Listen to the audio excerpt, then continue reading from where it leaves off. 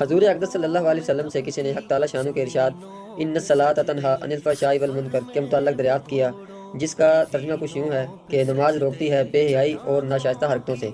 تو حضور اقدس صلی اللہ علیہ وسلم کیا فرماتے ہیں کہ اس آیت کا مطلب کیا ہے، کہ اس شخص کے پوچھنے کا مطلب ہی یہ تھا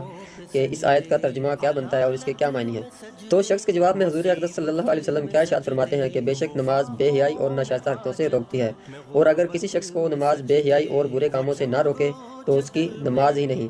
اس کا مطلب یہ ہوا کہ اگر کوئی شخص نماز پڑھ رہا ہے اور وہ نماز بھی پڑھتا ہے اور برائی کے کاموں میں مشغول بھی ہے،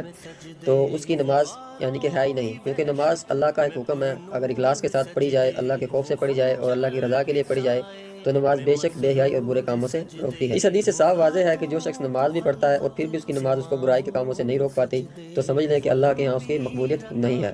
کیونکہ یہ ہو ہی نہیں سکتا۔ جو نماز اخلاص کے ساتھ،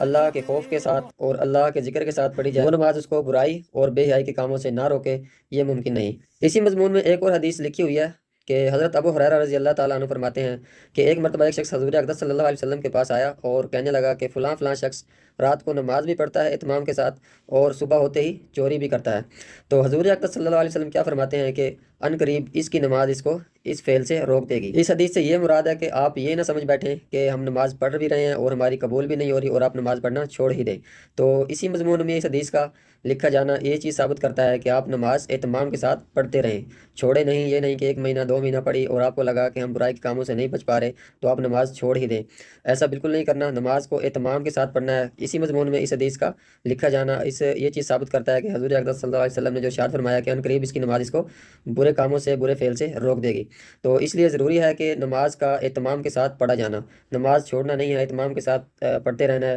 انشاءاللہ ان قریب اگر آپ کوئی برے کام میں یا برے فعل میں مشغول ہیں تو ان قریب آپ کا یہ جو برا فعل ہے وہ انشاءاللہ اہتمام کے ساتھ نماز پڑھنے سے چھوٹ جائے گا۔ اللہ تبارک و تعالیٰ مجھے اور آپ کو 5 وقت کی نماز خشوع و خضوع کے ساتھ اور اہتمام کے ساتھ پڑھنے کی توفیق عطا